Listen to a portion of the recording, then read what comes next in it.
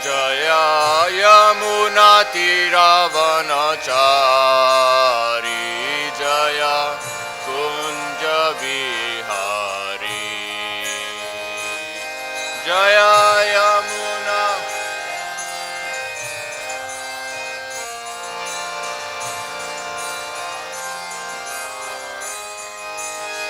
Jaya Yamunatiravanachari Jaya Kunja Vihari Jaya Yamuna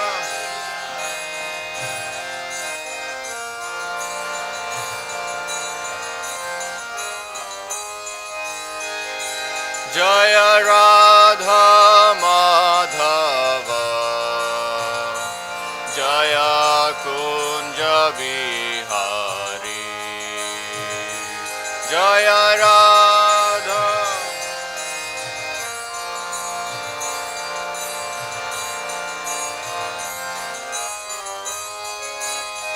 Hare Krishna Krishna Krishna Hare Hare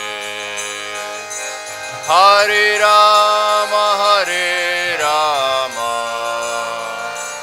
Rama Rama Hare Hare Hare Krishna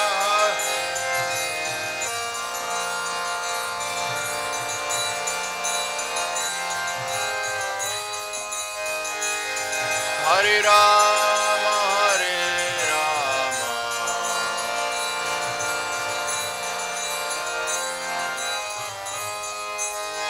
Hare Krishna Krishna Krishna Hare Hare Hare Rama Rama Rama Hare Hare Hare Krishna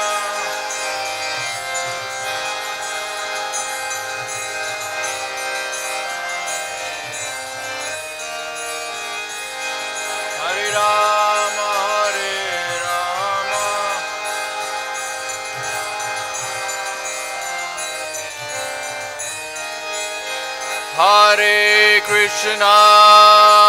Hare Krishna Krishna Krishna Hare Hare Hare Rama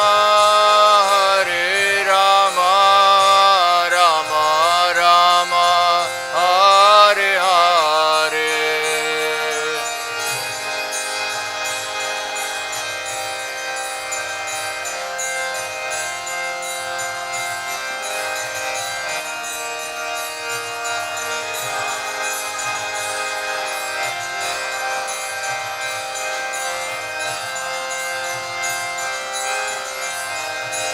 Jaya Gauranitai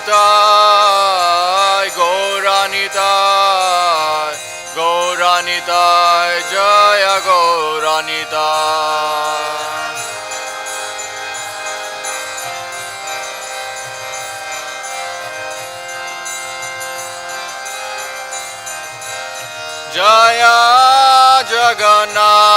Jaya Jagannath Jaya Baladev Jaya Subhadra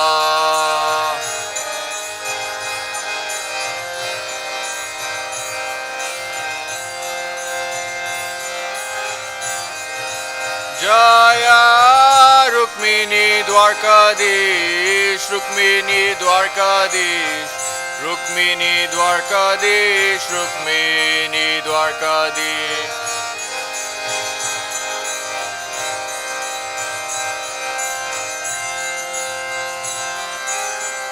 Jaya Jaya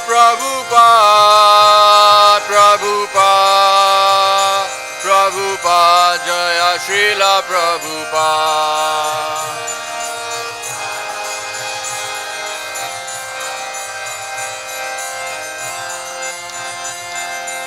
Nitai Gora Haribol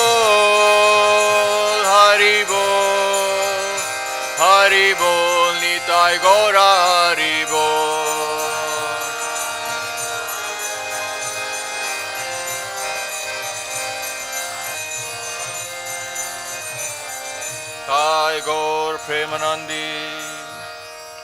Jai Om Vishnupad Paramahansa Parijakacharya Statoshi Srimad A.C. Bhaktivedanta Swami Maharaj Srila Prabhupada Ki. Jai Om Vishnupad Paramahansa Parijakacharya Statoshi Srimad Bhakti Siddhanta Saraswati Goswami Maharaj Srila Prabhupada Ki. Namacharya Srila Haridas Thakur Ki. Prem se kaho Shri Krishna Chaitanya Prabhu Nityananda Shri Advaita Garadhara Shivasadi Gaur Bhakta Vrind Ki.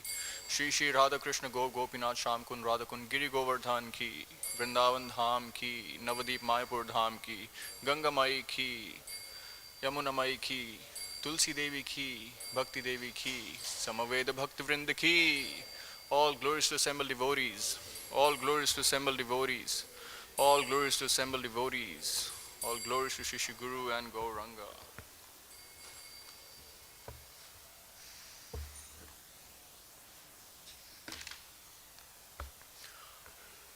Om Namo Bhagavate Vasudevaya. Om Namo Bhagavate Vasudevaya. Om Namo Bhagavate Vasudevaya.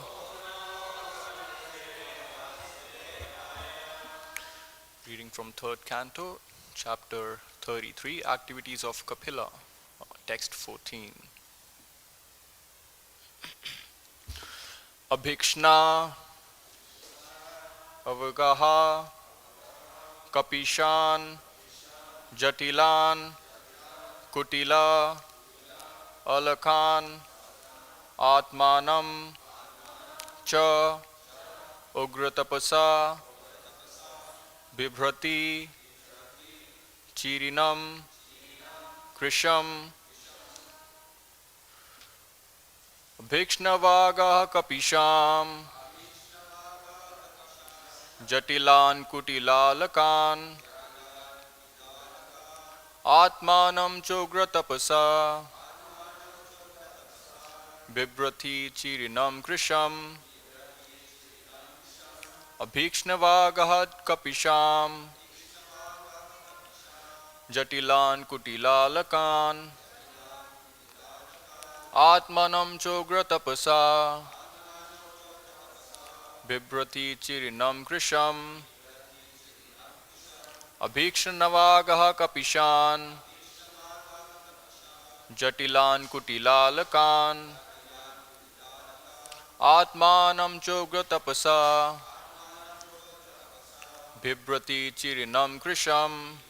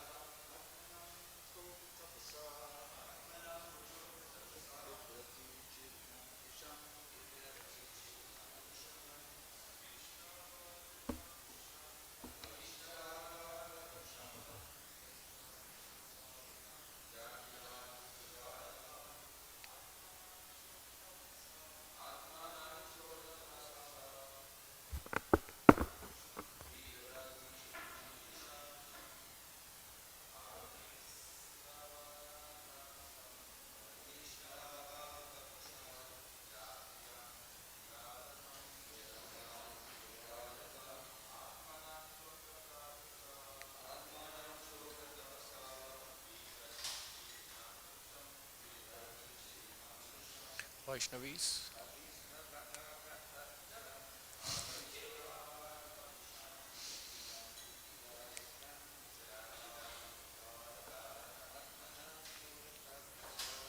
ātmānaṁ yoga-tapasā, bibhratī cīriṇaṁ kṛśam. Vaishnavis.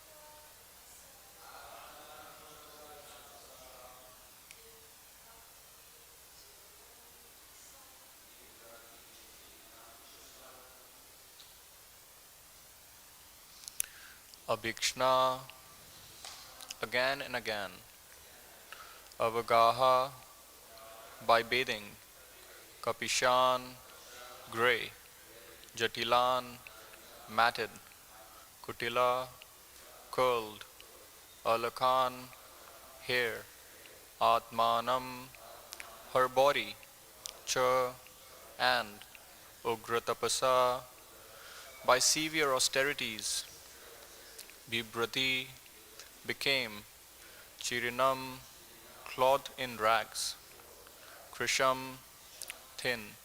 Translation: she began to bathe 3 times daily, and thus her curling black hair gradually became grey.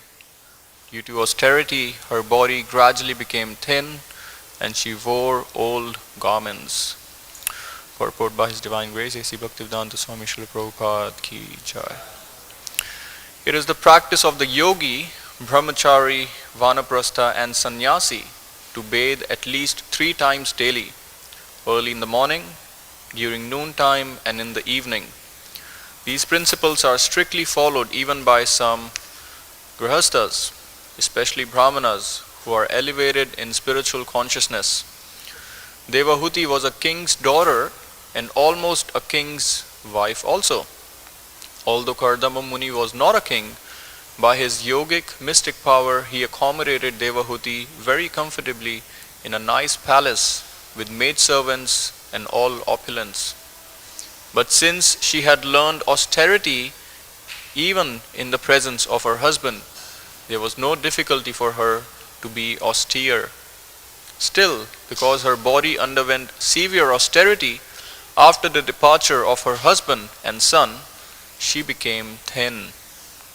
To be too fat is not very good for spiritually advanced life. Rather, one should reduce, because if one becomes fat, it is an impediment to progress in spiritual understanding. One should be careful not to eat too much, sleep too much, or remain in a comfortable position. Voluntarily accepting some penances and difficulties, one should take less food and less sleep. These are the procedures for practicing any kind of yoga, whether bhakti-yoga, jñāna-yoga or haṭha-yoga. Om Ajnana-timirandasya Jnananjana-shalakaya Chakshurunmilitam Yena Tasmai Shri Guruve Namaha Shri Chaitanya Manobhishtam Sthapitam Yena Bhutale Swayam Rupa Gadamayam Dadati Swapadantikam Vandeham Shri Guru Shri Yuta Padakamalam Shri Gurun Vaishnavamscha Shri Rupam Sagrajatam Sahagana Raghunathan Vitam Tam Sajivam Sadvaitam Savadhutam Parijana Sahitam Krishna Chaitanya Devam Shri Radha Krishna Padam Sahagana Lalita Shri Vishakhan Vitamscha He Krishna Karuna Sindhu Dina Bandhu Jagatpate Gopesha Gopika Kanta Radha Kanta Tamostate Tapta Kanchana Gaurangi Radhe Vrindavaneshwari Vrishabhanu Stuti Devi Pranamami Hari Priye Vanchakalpatarubhascha Kripa Sindhu Vaevacha Patitanam Pavanebhyo Vaishnavebhyo Namo Namaha Jai Shri Krishna Chaitanya Prabhu Nityananda Shri Advaita Garadhara Shiva Sadi Gaur Bhakta Vrinda Hare Krishna Krishna Krishna Hare Hare Hare Rama Rama Rama Hare Hare. She began to bathe 3 times daily, and thus her curling black hair gradually became grey. Due to austerity, her body gradually became thin, and she wore old garments.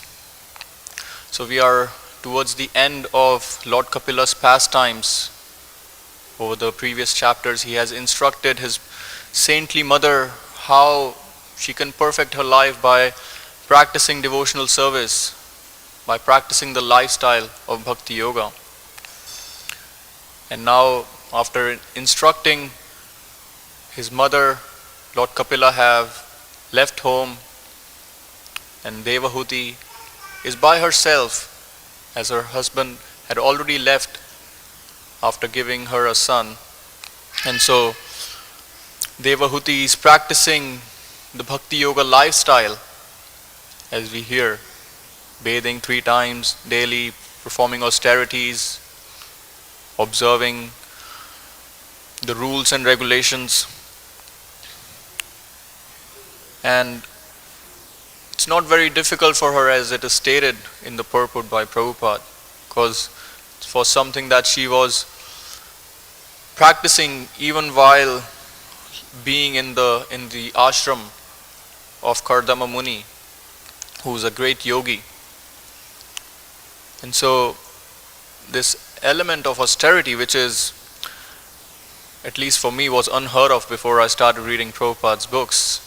What does even austerity mean? No clue. But it is a very vital element, very important principle in any yoga practice. If we want to make advancement in spiritual life, we should embrace austerity. As Lord Rishabhdev says in the 5th canto, Tapo divyam putra karyena satyam shuddhyet, that one should engage in penance and austerity from the very beginning of their life. Because when at an early age, when we practice habits and lifestyles, they just get ingrained in us, and we can continue doing that for the rest of our life. And what does Lord Rishabhdev says? What's the result of engaging in penance and austerities? He says that one can then attain divine position of devotional service by performing these rules and regulations of a yogic lifestyle, of bhakti-yoga lifestyle. One qualifies oneself to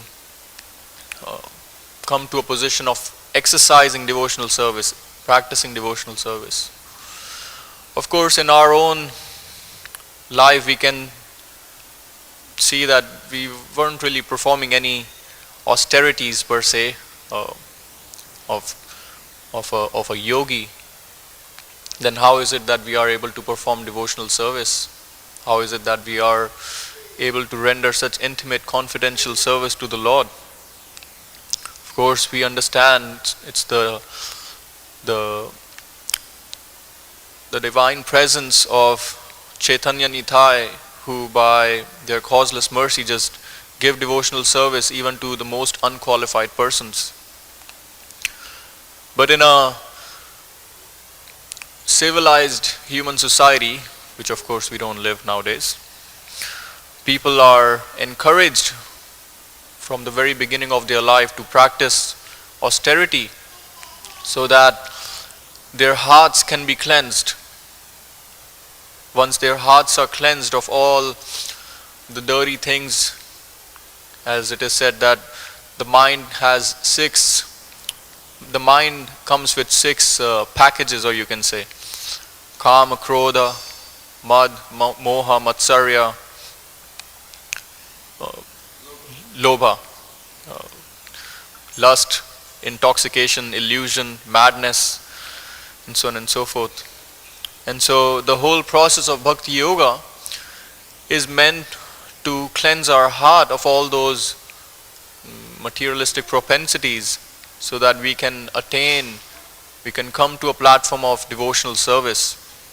Because if we look at this verse in an isolated manner, it would seem like, why is she going through all these difficulties? Is she self-torturing? Why is she going through so much pain? She's living in a palatial house, as we will read in the coming verses, or even in the previous verses we have read.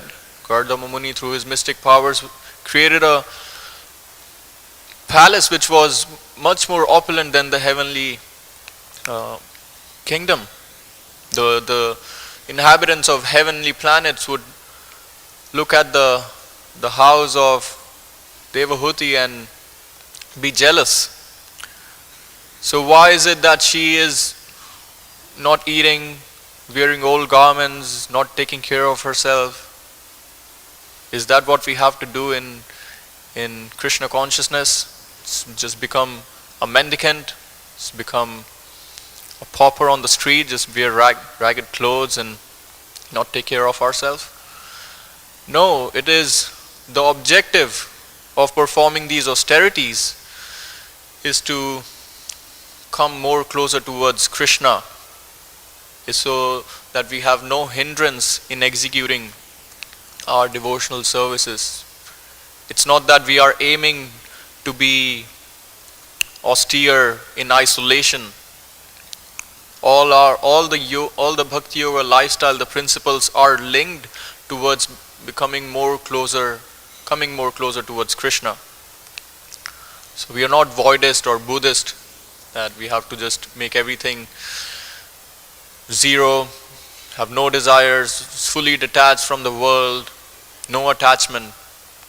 No, we have to detach ourselves from the material world and positively, more importantly, attach ourselves to Krishna, to Krishna's service.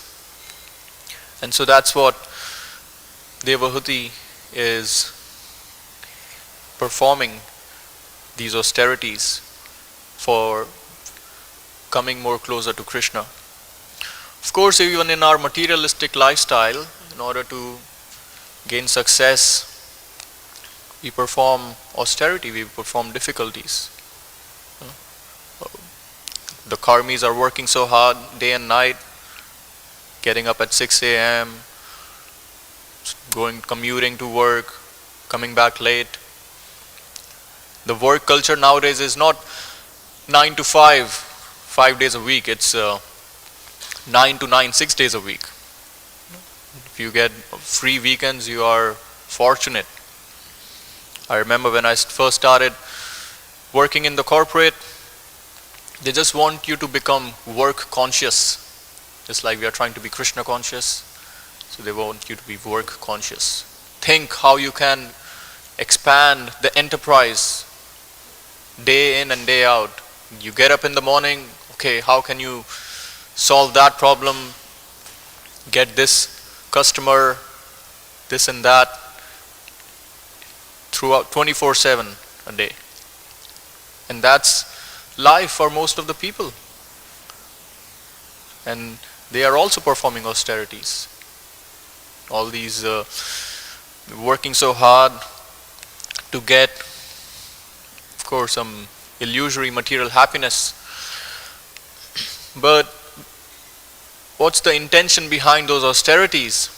As Krishna describes in the Bhagavad Gita, that austerity can also be performed, can be classified in 3 different modes.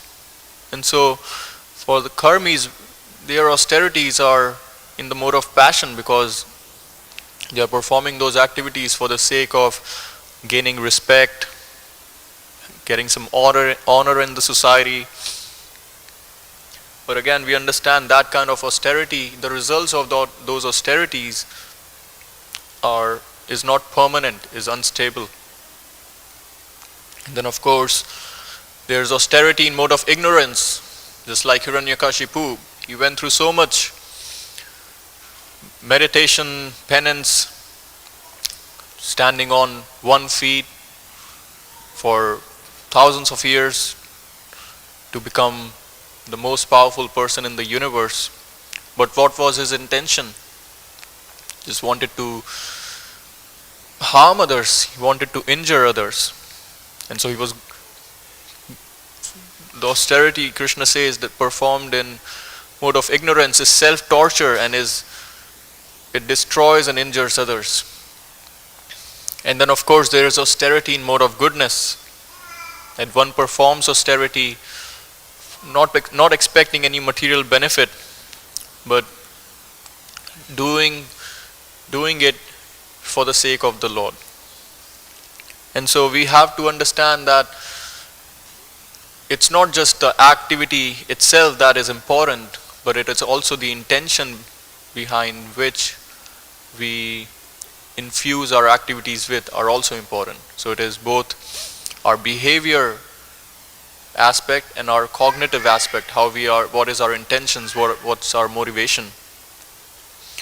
Of course, when we look at our parampara and study all the different acharyas, we see that austerities were very much prominent in their life, and their austerities were Vishuddha Sattva, in transcendental goodness, because they performed austerity not for themselves, but for the sake of course, for the sake of the Lord, and also for helping others. Just like we hear, just in the first verse of Srimad Bhagavatam, Tena Brahma Adi Kavaye, that Lord Brahma went through austerities and penances for thousands of years to acquire transcendental knowledge and to gain knowledge how he can become an instrument to create the whole universe, the whole planetary system, all the different bodies. So right from the beginning of our sampradaya, Lord Brahma is setting the example of performing the austerities with the right intention. If we study the life of all the Mahajans, all the great Acharyas, we see this is a very prominent feature, voluntarily taking up austerity. Of course, we all know about the 6 Goswamis of Vrindavan. They gave up all aristocracy. Bhutva dīna ganeshakau karunaya kopīna kanthāshritau. They voluntarily accepted loincloths and just became mendicants, giving up all their ministerial post, giving all their aristocracy, all the riches. For what reason? Just to help the poor conditioned souls, to help them advance in spiritual life. And of course we see how our recent Acharyas, Bhaktivinoda Thakur, Bhaktisiddhanta Saraswati Maharaj, they all went through so much austerity for re-establishing the bhakti roots in India and all over the world, making so much effort in trying to share and spread Krishna consciousness.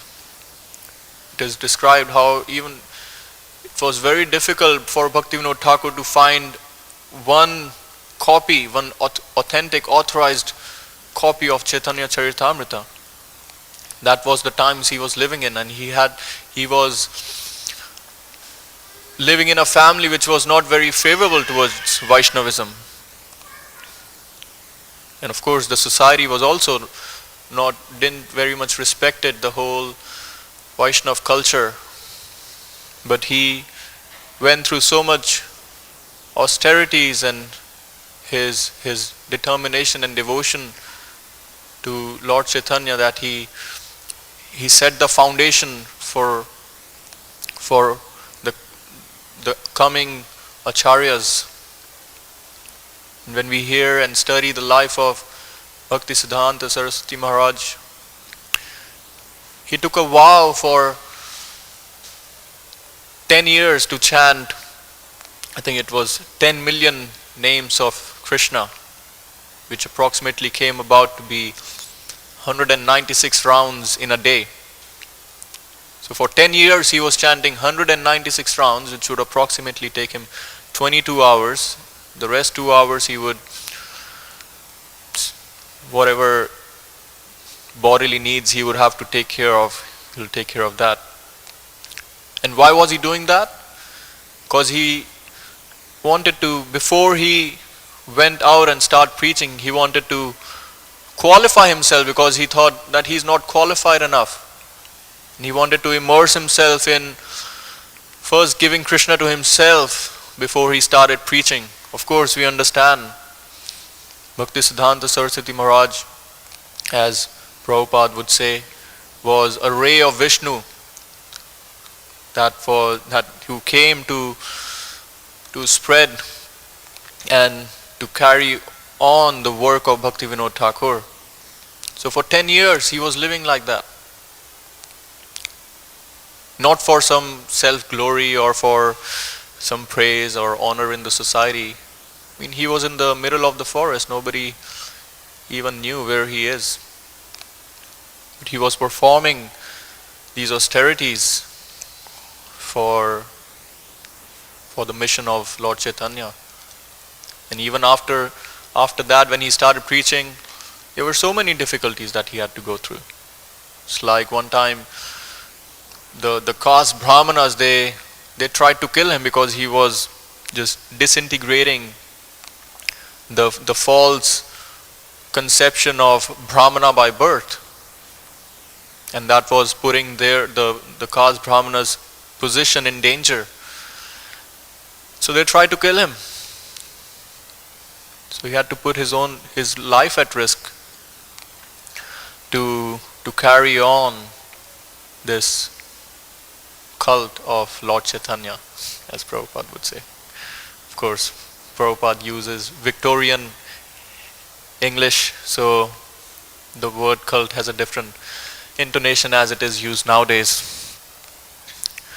And of course, we understand and have experienced directly or indirectly how Prabhupada went through so much austerities to give us Krishna consciousness, to give us a spiritual life. I mean, at the age of 70, he's residing in Vrindavan, the center of the spiritual universe, the lotus feet of Radha Damodar, next to the samadhi of Jiva Goswami. And all he's thinking is how he can fulfill the orders of his spiritual master. Somehow or other, how he can go to the West and teach and share the science of Krishna, the teachings of Krishna. And he, at the age of 70, he embarked on a ship on journey towards America. Of course, we know it wasn't a cruise ship with an easy ride. He was on a cargo ship, and it took 35 days for him to reach Boston, where the ship came. So actually, today we are observing the glorious 60th anniversary of Prabhupada landing on the Boston harbor. It is actually said that Krishna consciousness movement actually began from today, because Prabhupada stepped on the land of the free, home of the brave, American soil. So, just wanted to kind of emphasize how in the life of Prabhupada, while he was on this journey from India to America in a cargo ship for 35 days, how much austerities he had to go through. He had 2 heart attacks on the way, almost on the verge of death. He in fact said that if the 3rd heart attack comes, I'm probably going to just leave the body. And so he, from his diary of that he was writing personal notes on this ship, Jaladuta. I would like to read some of his writings that he wrote. And so this was in August 14th, Saturday, 1965. He said,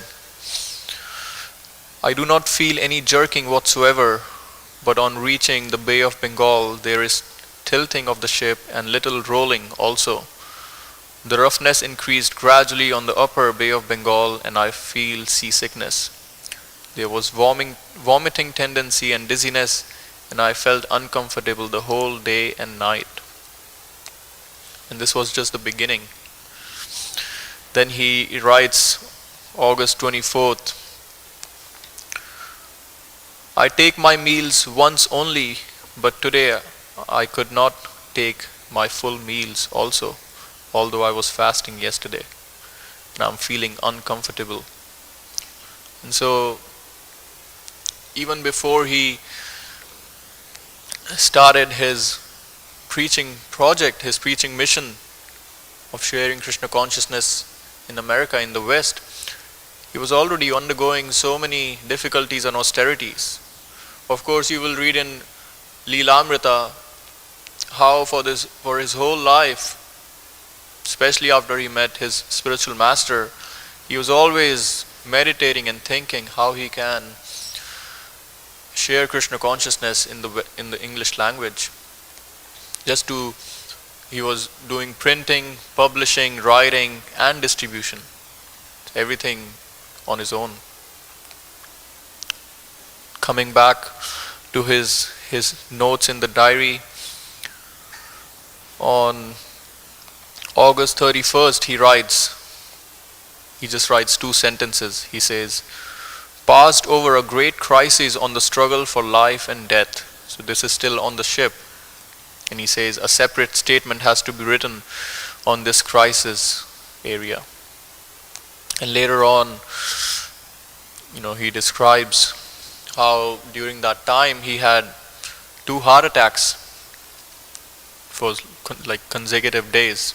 And there are no notes in his diaries for 5 days as he was going through that. And Satsvarup Maharaj writes in Leelamrita about what kind of went through during those days. He says, by the 23rd, the ship had put out to the Red Sea, where Srila Prabhupada encountered great difficulty.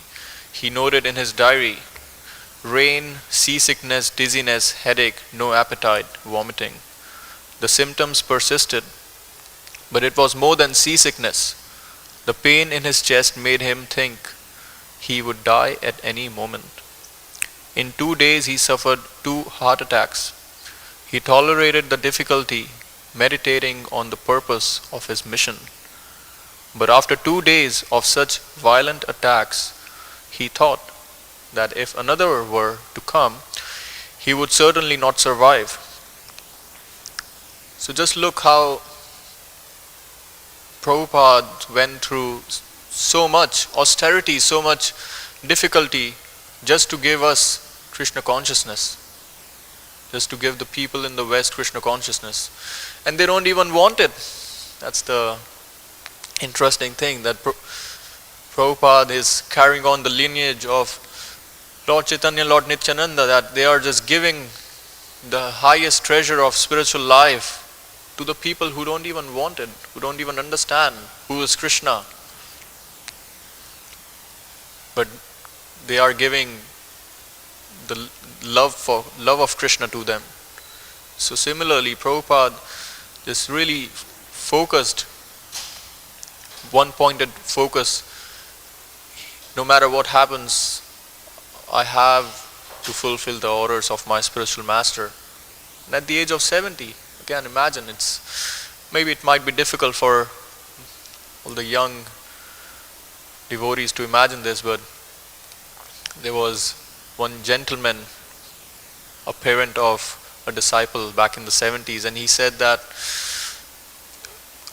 what your spiritual master has done, one day you would know when you come to the age of 70. So it's maybe as of now it might be difficult for us to fathom, might seem adventurous for us. Yeah, this age of 70, let's go on a world traveling tour, not in a cruise ship though. So Prabhupada did that just for the sake of following the instructions of his spiritual master, for the sake of the Lord. Continuing, Satsvarup Maharaj writes in Leelamrita, on the night of the 2nd day, Prabhupada had a dream. Lord Krishna, in his many forms, was rowing a boat, and he told Prabhupada that he should not fear, but should come along. Prabhupada felt assured of Lord Krishna's protection, and the violent attacks did not recur. So this is the reward of taking up the struggles and austerities for the sake of the spiritual master, for the Supreme Personality of Godhead, that we get direct protection from Krishna, we get direct protection from all the acharyas, and all we have to do is take up the work of the predecessor acharyas.